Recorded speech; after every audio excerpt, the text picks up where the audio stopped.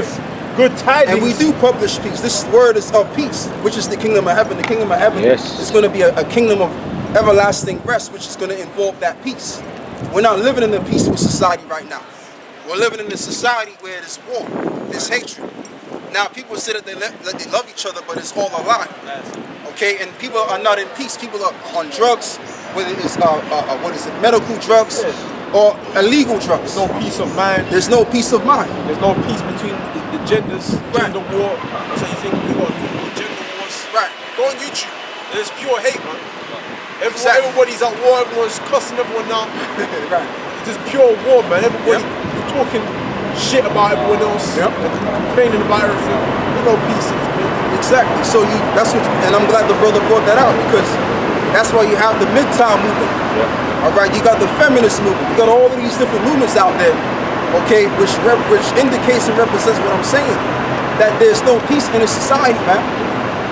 Okay, but the real peace is going to come by the word, which is going to bring in the kingdom of heaven. That's why it says the kingdom of heaven, lo is there, lo is not there, but it's within you, because we're going to be ushering the kingdom by the word, and then Yahweh Shah is going to spearhead that kingdom, and then we're going to live in everlasting peace.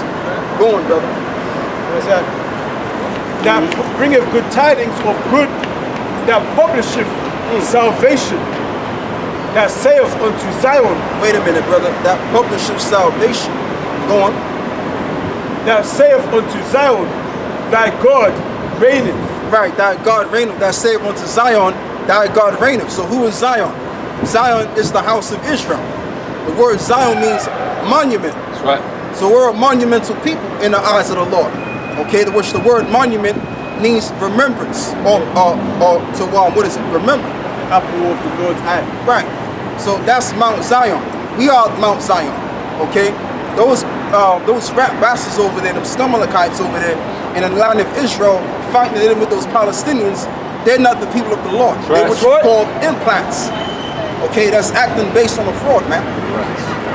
We're the real Jews. We're the Zion. That's what the Bible talks about. We're the Zion that's going to sit in that land and rebuild back the desolate places. Pursuant to Ezekiel 38. Okay? Go on, brother. Thy watchmen shall lift up the voice. Right, it says that thy watchmen shall lift up the voice, and that always happened throughout all of the ages and the kingdoms that was on the earth. You had Isaiah, you had Jeremiah, you had all of these different prophets that rose out of nowhere and spoke their word. Okay, and now we're setting up and exalting ourselves as the prophets of the Lord, as we are. Okay, so let's read that again. Thy watchmen shall lift up the voice. Right, thy watchmen shall lift up thy voice. Let's get that in Jeremiah 58 verse 1. Take a picture of the side, not us. Yep. Isaiah 58 verse 1. Right. Cry aloud, spare not, lift up thy voice like a trumpet. And that's exactly what we come out and do. We don't come out here and it sound on soft and delicate and feminine. We not rocking with that spirit, man. We got too much power within us to withhold with this word, right? We got to bring this word out in totality. Okay? We got to come as a dominant force. It's time for manhood to be sprung back up again, man. All of this faggotry out here is all going to be dissolved. Okay? When the kingdom of heaven is set up, every man is going to have an alpha mind spirit, man. And that's just the thing, and it's starting with the men of the Lord right here. Right. Go on, brother. Cry aloud, spare not, lift up thy voice like a trumpet, and show my people their transgression, and the house of Jacob their sin. That's how the watchmen are going to rise and speak. So let's go back to what we had before. The same, Isaiah 52 verse 8. Okay. Thy watchmen shall lift up the voice. All right. With the voice together. With the voice together. Shall they sing? Aren't we singing together? Right. It's just two of us on. Right? So we singing together. And then you got other camps out there that are singing together and confessing the word. You know what the word confess means? The elder brother broke it down, which makes sense. Ariella, man.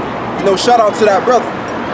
But he said something that was real true, because the word confess means to pretty much say with or say together. So we're coming together and we're confessing the Lord together, and all of that energy is pretty much being shot forth out of the cosmos. Right.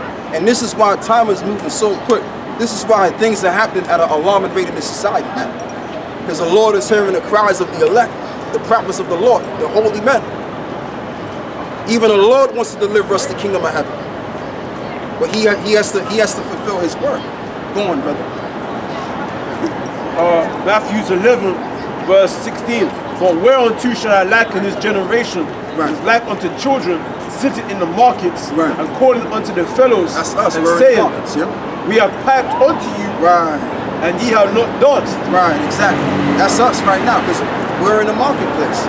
There's what is it? There's multiple businesses right there, right? And then you got businesses downstairs, people downstairs in the underground. I think if you go right over there, it's like shops all over the place. Shops. Okay, you got McDonald's right over there. You got one over there to poison the minds of the people, right? And you got another shop over there. So we're in the midst of the marketplace. Okay, where those little children are piping onto a song. Okay, but because the nation of Israel, the 2/3, then hearken onto this word, guess what? The Lord is going to withdraw his mercy from them. That's what's going to happen. Go on, brother. Go back to verse 8. With the voice together shall they sing, Right. for they shall see eye to eye. We're going to see eye to eye. So guess what? There's not going to be no such thing as a unity camp. Okay, because what does a unity camp bring? It brings confusion. Okay, you got to see eye to eye, man. It tells you that in the New Testament. Somebody can find that for me. Baba Kusha. Not one guy teaching one thing and he's linking up with another guy to teach us something else. No. We see eye to eye on the complete doctrine, the pure doctrine that was pretty much spoken by the apostles of old. Okay, which came from Yahweh Baal Shem Yahushua. Go on, brother.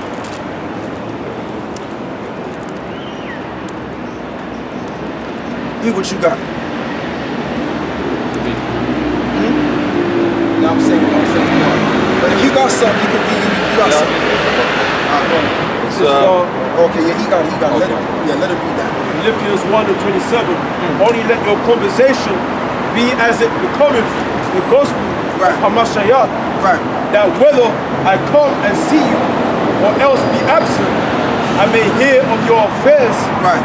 that ye stand fast in one spirit, Right. with one mind, Right. striving together Right. for the faith of the gospel. Exactly. I don't have to really break that down. That's self-explanatory. Okay, but we're supposed to speak the oracles of the Lord and what's written in here so that the Lord can hear our affairs. Go on, brother. Ephesians 4:3, endeavoring to keep the unity Endeavoring to keep the unity of the Spirit in the bond of peace. the spirit in the bond of peace. So how is it that we're keeping the unity in the bond of peace? By seeing eye to eye with the truth. Not having this other group here, unity camps. One's teaching the mark of the beast, the sleeping with white women. The other one's teaching it's an embargo, it's Christianity, and the other one's teaching it's the mark of the beast, man. We gotta all see eye to eye so that when people come up, they know exactly, okay, that's what they're saying. Yeah. They're not saying multiple things at the same time. That creates confusion. That's Babylon, man. That's what you call confusion, which the term Babel comes from. Matter of fact, brother, hold what you got. Give me just real quick. All right, yo, just real quick, brother. You got some more. Give me Romans 16. Give me Romans 16 on that. Because the scripture talks about mark those which cause division contrary to the doctrine. Well, you already had that, didn't you? Well, you didn't have that. I thought you brothers had that already. You know? So yeah, man. Romans 6. What's Romans 6, bro? Right, mark them. In other words, so I think it's Romans 16. It's got to be Romans 16. It says, mark them which cause contrary. Mark those which cause contrary to the doctrine. Let's bring it up. Bring it out.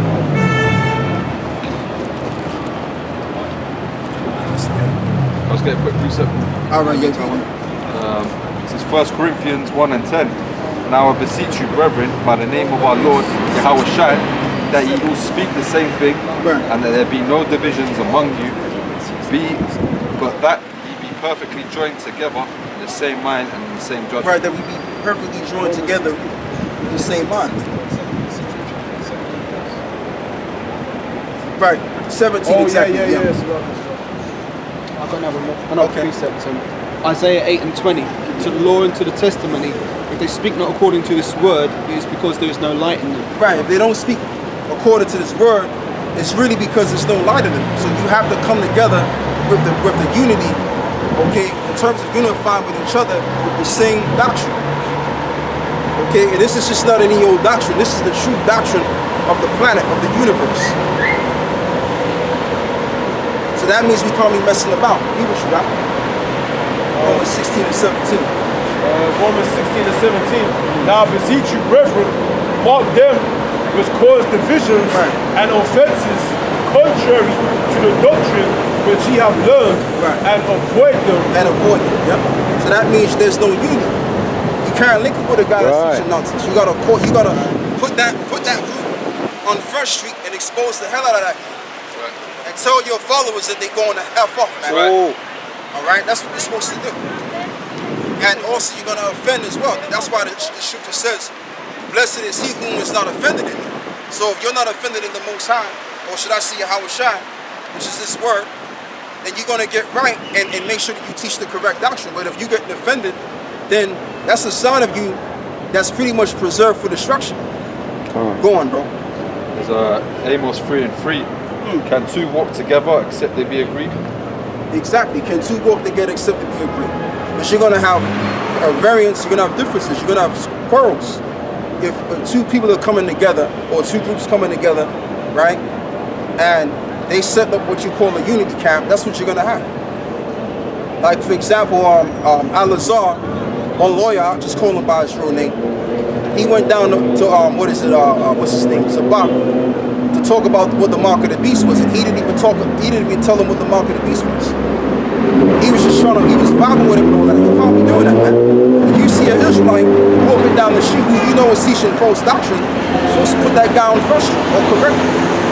Okay, that's why Paul said, the Lord, Paul said, what did Paul say? Paul said something to the effect of how we ought to be instant in season and out of season to rebuke and to reprove with all long suffering. Yeah, read that.